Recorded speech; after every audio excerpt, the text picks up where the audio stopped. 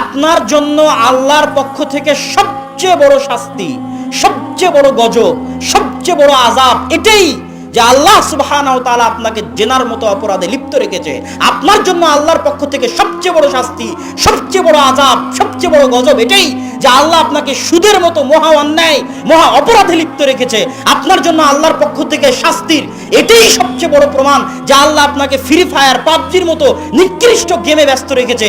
আপনার উপর আল্লাহর শাস্তির, আযাব, গজবের এটাই প্রমাণ যে আল্লাহ আপনাকে মদ, নেশা, জুয়ার আড্ডায় ব্যস্ত রেখেছে।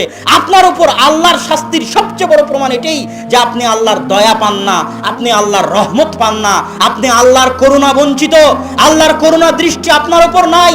কোন ভাগাড়ে পড়ে আপনি মারা যাবেন এটা আল্লাহ পরোয়া করে না। আপনি আল্লাহর দরবার থেকে বিতাড়িত, আল্লাহর রহমত থেকে বিতাড়িত, আল্লাহর করুণা থেকে বিতাড়িত। এটাই আপনার জন্য আল্লাহর পক্ষ থেকে সবচেয়ে বড় শাস্তি।